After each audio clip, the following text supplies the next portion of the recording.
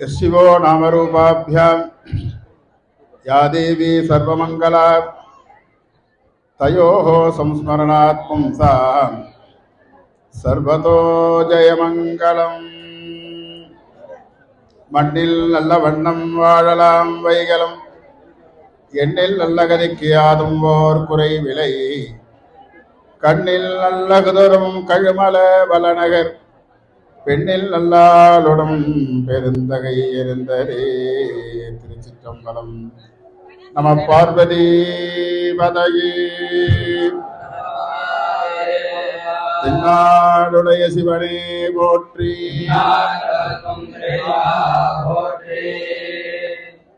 எல்லாம் வல்ல உமையொருவாகனுடைய பெருங்கருணை திருவருளும் குருவருளும் துணை நிற்க இன்றைய தினம் நாம் எல்லோரும் மகத்தான புண்ணிய தர்ம கைங்கரியத்தில் நாம் எல்லாரும் ஈடுபட்டிருக்கோம். ஒரு நல்ல காரியத்தில் ஈடுபடணும்னா அதுக்கு பகவானுடைய அனுகிரகம் இருந்தால்தான் முடியும். இன்னைக்கு எவ்வளவோ விஷயங்கள் இருக்கு. பொழுது போறதுக்கு டிவி இருக்கு, செல்போன் இருக்கு, பேசுறதுக்கு ஆள் இருக்கு, வெட்டித்தனமா பொழுது போக்குறதுக்கு எவ்வளவோ விஷயங்கள்லாம் இருக்கு. எல்லாத்தையும் மீறி நாம ஒரு நல்ல காரியத்துல ஒரு ஹோமம் நடக்கிற இடத்துல, அதுவும் சுவாமியே எழுந்தருளி இருக்கின்ற இந்த இடத்துல, கற்கடேஸ்வர பெருமான் இந்த திருக்கோயில் மூலஸ்தானத்தில இருந்து நாமெல்லாம் கேட்டுக்கொண்டதற்கு இணங்க இந்த யாகசாலைக்கு வந்து உட்கார்ந்துருக்க. அவர் இருக்கிற இடம் கருங்கல்லால விமானம், ரொம்ப அபூர்வமானது. தஞ்சை பெரிய கோயில் மாதிரி அஷ்டாசுர விமானம் கருங்கல்லாலேயே ஆன விமானத்துல அந்த கர்ப்ப கிரகத்துல 33 கோடி தேவர்களும் வணங்கி நிற்க சுவாமி அந்த இடத்துல இருக்க. அவர் இங்க வந்து இப்படி ஒரு கொட்டகை போட்டு யாக குண்டங்கள்லாம் போட்ட இந்த இடத்துல வந்து அப்பேற்பட்ட சுவாமி இங்க வந்து உட்கார்ந்துருக்காருன்னா நாம நல்லா இருக்கணுங்கிறதுக்காக சுவாமி இங்க வந்திருக்காரு. இது வந்து சுவாமிக்காக தானே செய்யறோம் இந்த யாகம் அப்படின்னு கேட்டாக்க, சுவாமி இதெல்லாம் நம்ம கிட்ட ஒன்றும் கேட்கல. நீ எனக்கு அதை பண்ணு, இதை பண்ணு, இப்படி பண்ணு, இப்படி பண்ணுன்னு. தர்மம்ங்கிறது வாழையடி வாழையாக வருது. இன்னைக்கு தர்மம் தான் இன்னைக்கு தமிழ்நாட்டில் பெரிய பிரச்சனையா இருக்கு. தர்மம் வேணுமா வேண்டாமா அப்படின்னு. தர்மம்ங்கிறது நாம செய்யற ஒவ்வொரு காரியத்திலையும் இருக்கு.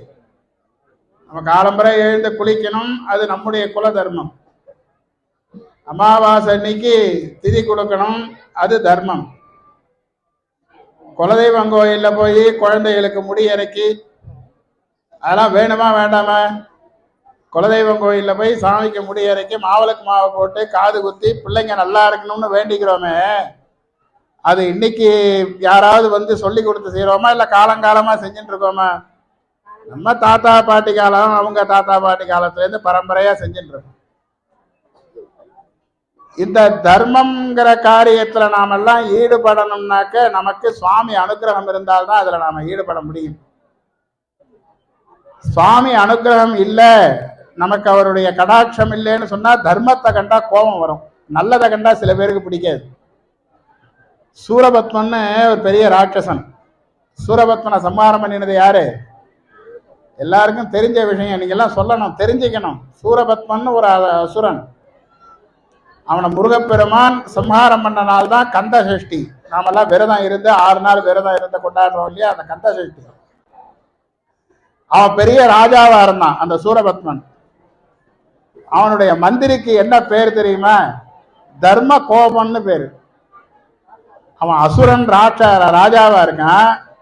அவனுடைய மந்திரிக்கு என்ன பேரு? தர்ம கோபம்னு பேரு. தர்மத்தை கண்டா அவனுக்கு கோபம் வருமா, நல்லதை கண்டா பிடிக்காது. தர்மம் வேண்டாம்னு சொன்னா சூரபத்மனுடைய மந்திரின்னு அர்த்தம். நாம செய்யறது எல்லாமே சுவாமிக்காக தான் செஞ்சுட்டு இருக்கோம். நாம தெரிஞ்சோ தெரியாமலோ நாம செய்யற, நாம எடுத்து வைக்கிற ஒரு அடியும் சுவாமிக்காகத்தான் நாம எடுத்து வைக்கிறோம். காலம்பரை எழுந்திருக்கிறோம், குளிக்கிறோம், அப்புறம் தர்மப்படி சுவாமி வீட்டில் இருக்கிற படத்துக்கு ஒரு பூசாத்தி புஷ்பம் சாத்தி ஒரு பூஜை பண்ணணும். அப்புறம் சாப்பிட்றோம். சாப்பிட்றதுக்கு முன்னால காக்காய்க்கு கொஞ்சம் சாப்பாடு வைக்கிறோம். வீட்டில் மாடு இருந்தா அதுக்கு வைக்கல் வைக்கிறோம், தீவனம் வைக்கிறோம். வீட்டில் யாராவது வந்து அம்மா அப்படின்னு பிச்சை கேட்டா அவனுக்கு பிச்சை போடுறோம். நான் தர்மம் செய்ய மாட்டேன், இந்த சனாதன தர்மம் வேண்டாம் அப்படின்னு சொல்லிட்டு பிச்சை போடாம இருந்தாக்கா அது சரியா தப்பாது? சின்ன சின்ன விஷயங்கள்லயே நமக்கு இந்த விஷயங்கள்லாம் இருக்கு. நம்மள அறியாம நாம தர்மம் பண்ணிட்டு இருக்கோம்.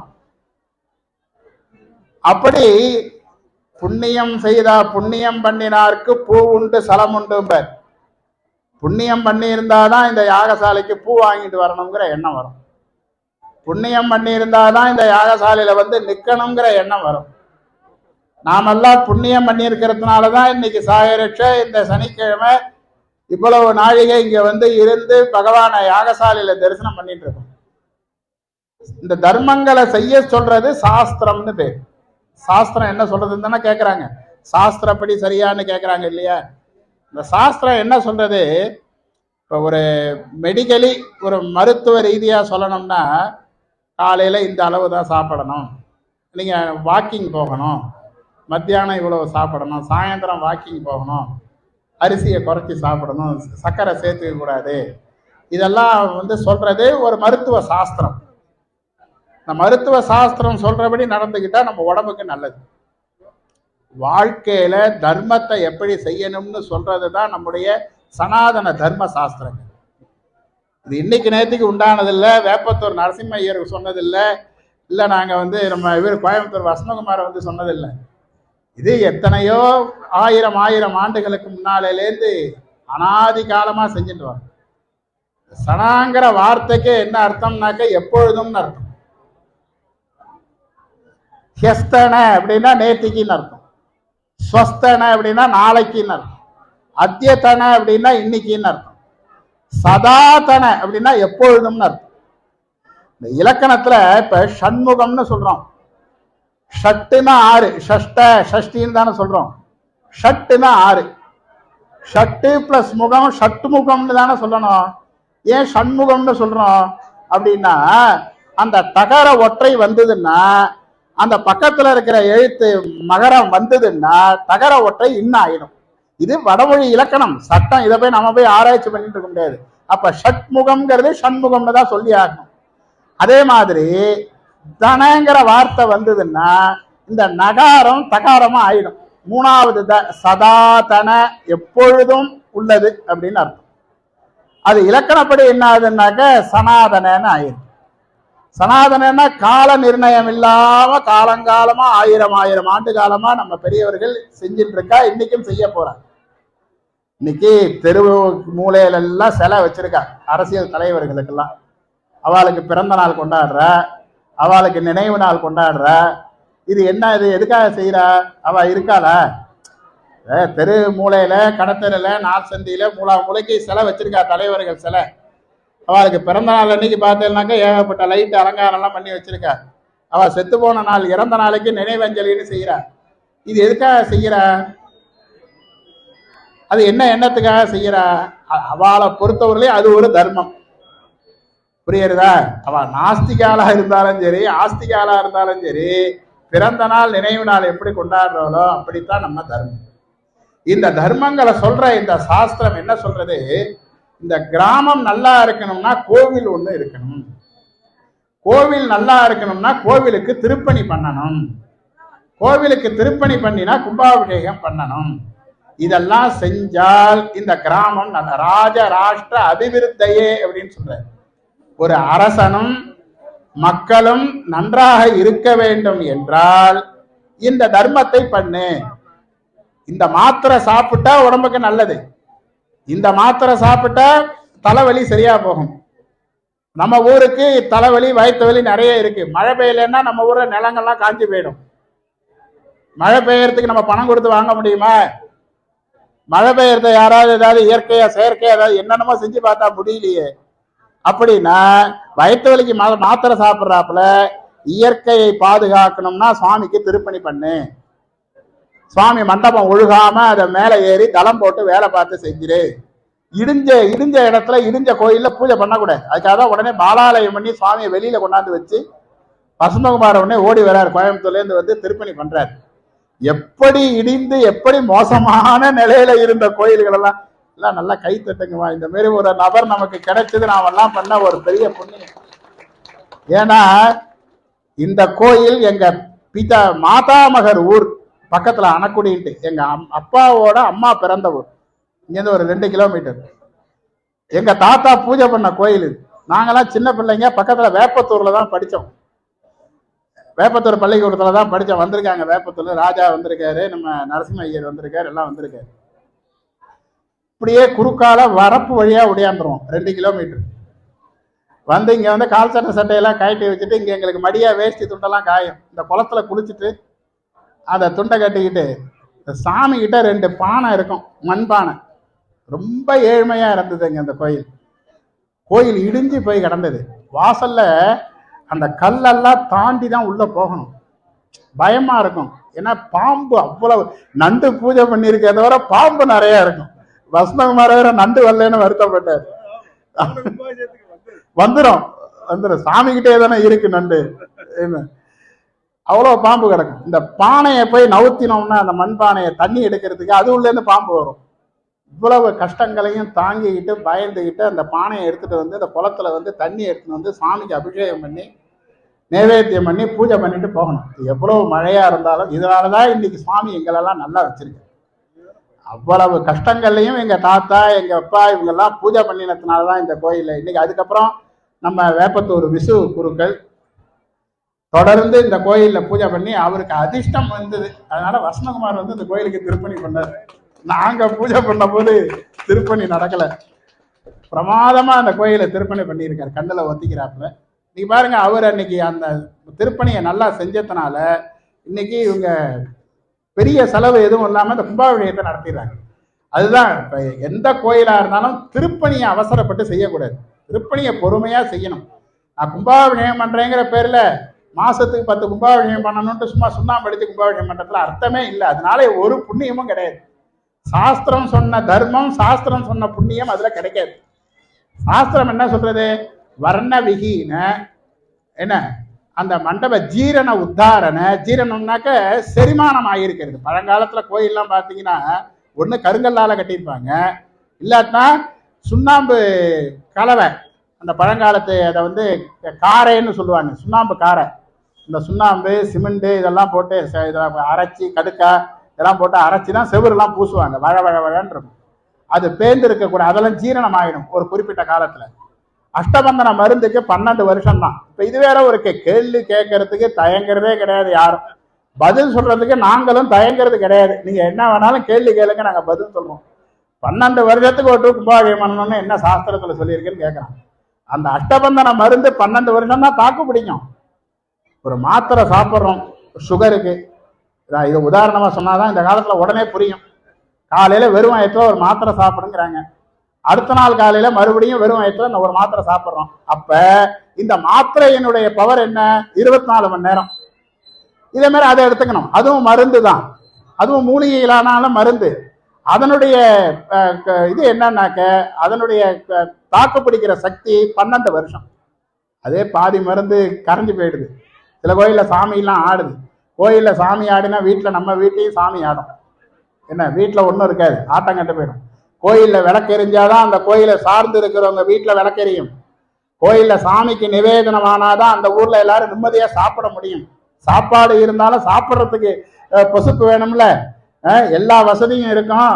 சுகர் ஹெவியா இருக்கு, நீ அரிசி சாப்பிடாதுன்னு சொல்லிடுவாங்க. இங்க சுத்திலும் அவ்வளவு நிலம் இருக்கு, அவ்வளவு நெல் விளையிறது. இவர் கோதுமை ரொட்டியை சாப்பிட்டுட்டு இருப்பார். ஆக சாமிக்கு ஒழுங்கா நைவேத்தியம் பண்ணா வீட்டுல சாப்பிடலாம், சாமிக்கு ஒழுங்கா விளக்கேற்றினா நம்ம வீட்டுல விளக்கெரியும். அப்படி இது ஒரு பிராச்சீனமான திருக்கோயில். இது நண்டு பூஜை பண்ண கோயில் என்று சொல்லுவார்கள். ஜீவராசிகள்லாம் பூஜை பண்ணியிருக்கு. எறும்பு பூஜை பண்ணியிருக்கு திரு எறும்பியூர். ஈ பூஜை பண்ணியிருக்கு திரு ஈங்கோய் மலை. கழுத பூஜை பண்ணியிருக்கு கரவீரம். மயில் பூஜை பண்ணியிருக்கு மயிலாடுதுறை. பசு பூஜை பண்ணியிருக்கு திரு ஆவடுதுறை. பாம்பு பூஜை பண்ணியிருக்கு திரு பாம்புபுரம். என்ன நண்டு பூஜை பண்ணியிருக்கு திரு நண்டாங்கோயில். திரு இந்து தேவன் குடி என்று பெயர். எல்லாரும் பூஜை பண்ணலாமான்னு கேட்கறாங்க. அனைத்து ஜாதி இதெல்லாமே பூஜை பண்ணியிருக்கு, ஏன் எல்லாரும் பூஜை பண்ணா என்னன்னு கேட்கறாங்க. தெய்வீகத்துக்கும் மானுஷத்துக்கும் வித்தியாசம். தெய்வீகமா நடக்கிறது வேற. ஒரு கந்தர்வன் சாபத்தினால நண்டா போய் இந்த கோயில வந்து பூஜை பண்றாரு. இந்த குளத்துல இருந்த தாமரை பூவெல்லாம் எடுத்து சாமிக்கு பூஜை பண்றாரு. இந்திரனுக்கும் ஒரு பிரச்சனை, ஒரு வயிற்று வலி. அவனும் இங்க வந்து தாமரைப்பூ எடுத்து இந்த சாமியை பூஜை பண்ணான்ட்டு வந்தா அவனுக்கு தாமரைப்பூ கிடைக்கல. பார்த்தா நண்டு தாமரைப்பூ எடுத்துக்கிட்டு சாமி மேல ஏறிட்டு இருக்கிறத பார்த்தான். நண்டை வெட்டுறான்னா சாமி மேல பாத்தீங்கன்னா இன்னைக்கு அந்த பானத்துல அந்த வால் வெட்டு காயம் தெரியும். நண்டு சாமி பானத்துல தொலை போட்டுக்கிட்டு உள்ள போயிடுது. சாமி அவ்வளவுதான், கதையை முடிச்சுட்டாரு. என்ன கதையை முடிச்சாரு? நண்டுக்கு சாப விமோசனம் கொடுத்து மறுபடியும் அவனை கந்தர்வன் ஆக்கிட்டாரு. என்ன, அதுக்கப்புறம் இந்திரனுக்கு சொன்னாரு, நீ இங்கே இரு, உனக்கு மறுபடியும் இங்க பூ பூக்கும், நீ எடுத்து பூஜை பண்ணு, நீ என் கூட 2 நாளைக்கு இருடா, நான் தனியா உட்கார்ந்துருக்கேன்ட்டு இந்திரனை இங்க இருக்க சொல்றேன். பழமையான கோயில். அதுக்காக கற்கடை, கற்கடம்னா நண்டுக்கு பேர், கடகம் கற்கடம் அப்படின்லாம். கடகராசிக்கு பரிகார கோயில்னு சொல்றாங்க. சொல்லட்டுமே, அப்படியாவது 10 பேர் வரட்டுமே, அப்படியே சந்தோஷப்படுவோம். அப்படியாவது ஒரு குருக்கள் ஒரு கோயில்ல இருக்கணும்னா ஏதாவது ஒரு நீங்க எல்லாம் பார்த்துக்கணும், மக்கள் பார்த்துக்கணும். அவங்களுக்கும் மனிதர்கள் தான், அவர்களுக்கும் அடிப்படை வசதிகள்லாம் இருக்கு. நீ வேண்டான்னா பூஜையை விட்டுட்டு போ. நான் அதான் நண்டு பூஜை பண்ண கோயில வேற யாராவது விட்டு பூஜை பண்ண சொன்னா என்ன பாவமானு கேட்கறாங்க. ஒண்ணு அவர்கள் புண்ணிய வசத்தினால பூஜை செய்கின்ற மரபுல வந்திருக்கணும், அல்லது ஆண்டவன் கட்டளையினால நேரடியா பூஜைக்கு வந்திருக்கணும். இது இல்லாமல் அந்த மாதிரியான ஒரு விஷயம் சாஸ்திரத்துக்கு விரோதம், தர்ம விரோதம். அதான் தர்ம கோபம்னு சொன்ன பாருங்க, சூரபத்மனுடைய பையன் மந்திரி. அது மாதிரி எவ்வளவோ விஷயங்கள் இருக்கு. இந்த கோயில் கும்பாபிஷேகம் நடக்கிறது இங்க இருக்கிற அத்தனை பேருடைய குடும்பத்துக்கும் நல்லது. குடும்பம், நம்ம வம்சம் நன்னா இருக்கணும், நம்ம குழந்தைகள் நன்னா இருக்கணும். இந்த கடகராசிக்கு நல்லதுன்னு சொல்றாங்க இல்லையா? ஒரு குடும்பத்துல ஒரு கடகராசிக்காரங்களாவது இருப்பாங்கல்ல. ஒரு குடும்பத்துல மொத்தத்துல இருந்தா ஒரு கடகராசி, அந்த ஒருத்தர் நல்லா இருந்தா அந்த குடும்பம் நன்னா இருக்கும். எனவே எல்லாத்துலயும் ஆராய்ச்சி பண்ணிக்கிட்டு எல்லாத்துலயும் கேள்வி கேட்டு பிரச்சனை பண்ணாம நம்முடைய பெரியவர்கள் என்ன செய்து வந்தார்களோ அதை நாம செய்வோம். அதுக்கு நீங்க எல்லாம் தயாரா இருக்கணும். யாரு என்ன சொன்னாலும் காதுல வாங்கக்கூடாது. தர்மத்தை விடாமல் செய்வோம்னு சாமிக்கு முன்னால எல்லாரும் பிரமாணம் எடுத்துக்கணும். நாங்க எல்லாரும் வந்து கோயிலுக்கு முடிந்தவரை கோயிலுக்கு செல்லுவோம், கோயில் பூஜைக்கு தேவையான எண்ணெய் சூடம் இதெல்லாம் கொண்டு போய் கொடுப்போம். முன்னோர்கள் திதியை விடாம செய்யணும். நல்லா தெரிஞ்சுக்கங்க, பாதி பேர் அதெல்லாம் அலட்சியம் பண்றாங்க. அமாவாசை மாசப்பிறப்பு எல்லாம் 96 புண்ணிய காலம் வரணுங்கிறாங்க. ஒரு அமாவாசை புண்ணிய காலத்தன்னைக்காவது அப்பா அம்மாவை நினைச்சு ஒரு தான தர்மம் பண்ணி ஒரு 2 பேருக்கு சாப்பாடு போடணும், காக்காய்க்கு சாதம் வைக்கணும், அமாவாசை திதி கொடுக்கறதுன்னு. இன்னைக்கு செய்யறதுக்கு ஆள் இல்லாம இல்ல, ஆத்தாங்கரையில குளத்தாங்கரையில ஐயர்லாம் உட்கார்ந்துக்கிட்டு நிறைய பேர் உட்கார்ந்து செய்யறாங்க. நீங்க போனா மட்டும் போறோம், போய் அதை செய்தால், முன்னோர்களுக்கு திருப்தி செய்தால் உங்க வாரிசு நல்லா இருக்கும், உங்களுடைய தலைமுறை உங்களுடைய வம்சம் நல்லா இருக்கும். இதையெல்லாம் சொல்லுகின்ற ஒரு திருத்தலமாக இருக்கின்ற அம்பாள் பேரே அபூர்வ நாயகி. நாம நினைச்சு பார்க்காததெல்லாம் சாமி கொடுப்பாரு, அதுதான் அபூர்வம். நம்மால முடியாதுன்னு விட்ட நோய்களை எல்லாம் சாமி தீர்த்து வைப்பார், அதான் அருமருந்த நாயகி. இந்த மருந்து ஒன்று வேண்டினேன் என்று சொல்வார்கள். நமக்கு மருந்து வேணும்னாக்க சுவாமி கிட்ட தான் போகணும். மந்திரமும் தந்திரமும் மருந்தும் ஆகி என்று சொல்லுவார் நாவுக்கரசு பெருமான். மருந்தாக இருப்பவன் சுவாமி தான். நமக்கு மருந்தாக இருப்பது சுவாமியினுடைய 5 எழுத்து பஞ்சாட்சர மகாமந்திரம். ஓம் நம சிவாயன்னு சொல்லி சிவபெருமானை வழிபட்டால் நமக்கு நம்மால் முடியாத, நமக்கு கிடைக்காது என்று விட்ட விஷயங்கள் எல்லாம் நமக்கு நல்லது நடக்கும். நமக்கு வியாதியே நீங்காது என்று கைவிட்ட பெரும் நோய்கள் எல்லாம் நீங்கும். வாழ்க்கையில நிம்மதியும் சந்தோஷமும் கிடைக்கும். எனவே தர்மத்தை விடாமல் செய்வோம் என்று செய்வீங்களா? எல்லாரும் சுவாமிக்கு முன்னால எல்லாரும் சொல்லணும். நீங்க எல்லாம் சாமிக்கு முன்னால சொல்லிட்டீங்க, விடாம செய்யணும்னு சொல்லி எல்லோருக்கும் நம்முடைய வாழ்த்துக்களை தெரிவித்து, தொடர்ந்து இந்த கும்பாபிஷேகத்தை ரொம்ப சிறப்பா நம்முடைய வேப்பத்தூர் விஸ்வநாத குருக்கள், திருவிடைமருதல் ராஜா குருக்கள், சேகர்கள் எல்லாம் நம்ம பிள்ளைங்க, எல்லாம் ஒரு வழியில எல்லாம் நமக்கு பிள்ளை முறை என்ன எல்லாம். அது எனக்கு ரொம்ப ஆச்சரியம். இதெல்லாம் நமக்கு தெரிஞ்சு வளர்ந்த பிள்ளைங்க இன்னைக்கு தனியா நின்று இந்த கோயில் சர்வசாதனம் பண்றத மனசார உங்க அத்தனை பேருடைய கரவொலியோட பாராட்டி மகிழ்கின்றேன். எல்லாம் நல்லா கைதட்டி நல்லா பாராட்டி, நல்லா ராஜா கஞ்சனவர் அரதத்து பிரமாதமா எல்லாம் பண்ணி வைக்கிறாங்க. அவங்களுடைய அடுத்தடுத்த தலைமுறைகள் திருவிடைமருதூர் கண்ணப்பா அவர்கள் பையன் தான் இங்க பிரதான ஆச்சாரியமா இருக்கு. அதுபோல பல அன்பர்கள், நம்ம ராயாஸ் கோவிந்தராஜ பையன் சீனிவாசன் வந்திருந்தார், நம்முடைய மந்திரகூடம் ஹரி வந்திருந்தார். இப்படி எல்லோருக்கும் நம்முடைய நன்றிகளையும் வாழ்த்துக்களையும் சொல்லி தொடர்ந்து வேதபாராயண உபசாரங்களை செய்கின்றோம். நம பார்வதி பதையே, திருநாளுடைய சிவனையே போற்றி. ஆவாய் கனகத்திரளே போற்றி.